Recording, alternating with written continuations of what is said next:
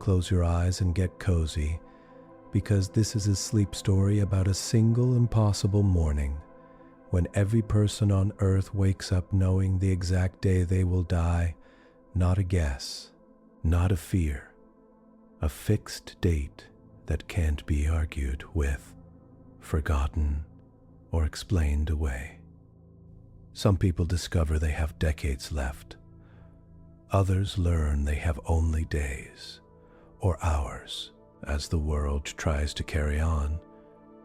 Scientists begin to suspect the dates aren't predictions at all, but rules, limits written into space-time itself. And when enough people compare what's happening around them, a strange pattern forms. Reality seems to bend, closing off any path that would let someone die too early or survive too long. At 6 a.m., the world holds its breath without knowing why. In a small apartment in New York, Marcus Lee opens his eyes. The room is gray with early light. The clock on his nightstand glows 2 a.m. His heart feels steady. His breathing feels normal. Then a date settles in his mind. He does not hear a sound. No message appears in the air. The date just sits there in his thoughts, simple and clear, as if it has always been true. 14 days from today. Marcus does not doubt it. The certainty feels calm, like remembering his birthday or his address. He tries to push it away, but it stays. He thinks of turning 45 next year, and the thought simply slides off. There is no next year for him. His life has an end point, and now he knows the exact day. At the same time, in a quiet house in Princeton, Eleanor Shaw holds a warm mug of tea. She is thinking about her morning meeting when another thought rises, slow and sure, a date decades ahead. She pauses. Her hand tightens on the mug. The number sits in her thoughts with the same weight as gravity. She knows she will live to see that day, and not a day beyond it. The calmness of the knowledge is strange. It feels less like news and more like something remembered. Across Los Angeles, Ana Rivera stands at her window, watching pale light touch the street. Her small apartment smells of clean laundry and coffee. As she watches a bus glide past, a far future date slides into focus in her mind. She catches her breath.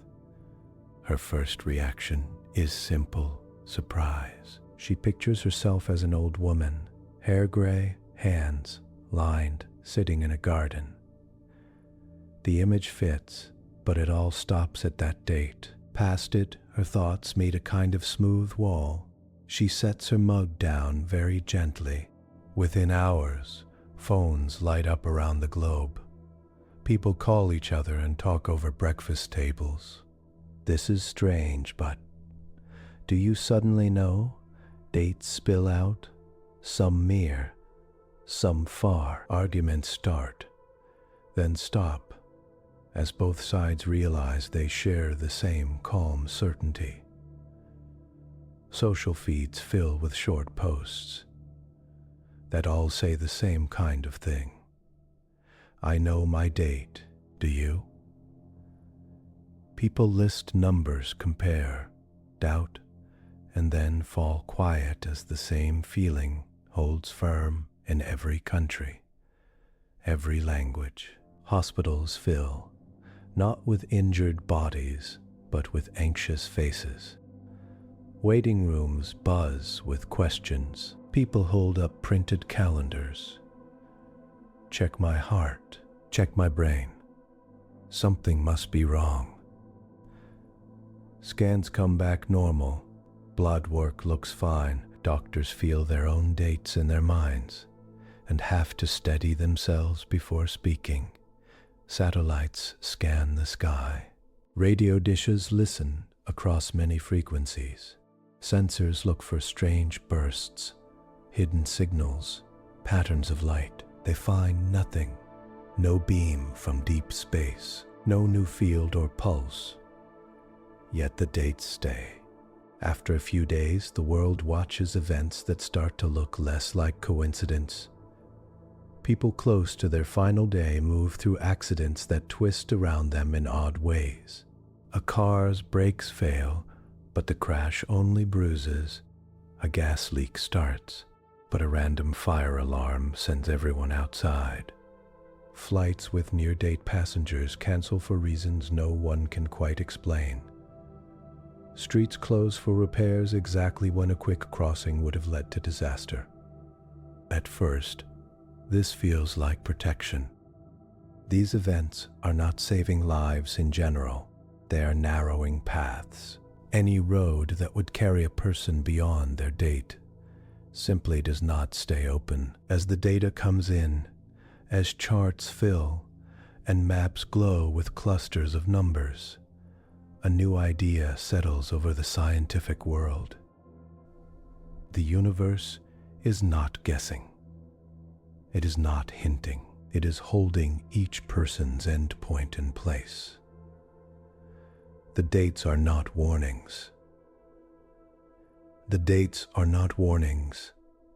The dates are not. They are rules. Dawn touches New York with a soft gray light. The city sounds different, as if someone has turned the volume down a little. Cars still roll along the streets. Subways still run. But under it all, there is a thin, tense, quiet. Marcus Lee sits at the edge of his bed, elbows on his knees. The date in his mind has not faded. He has tried to distract himself with small things. He checked his phone. He read a few emails. He looked out the window at the streetlights blinking off. But every thought curves back to the same point. 14 days. He reaches for his phone and dials his sister. "Hey," she says, voice thick with sleep. "It's 2 in the morning. Are you okay? Do you feel different?" Marcus asks. His own voice sounds careful, like he is testing thin ice. There is a long pause. "I know a date," she says slowly. "And I don't know how I know it." His chest tightens, but not with fear. It feels like the moment before a storm, when the air is charged and still. "What's yours?" he asks. She tells him a day 3 decades away. He tells her his. 2 weeks? She says, barely breathing the words. "That can't be right." "It feels right," Marcus says. He does not mean right as in fair or good. He means solid. Fixed.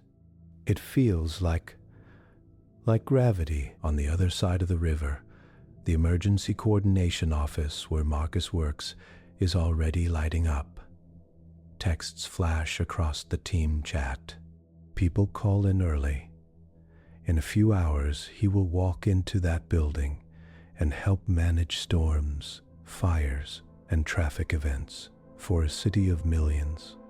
Today, for the first time, every decision will carry the weight of that private date in his mind.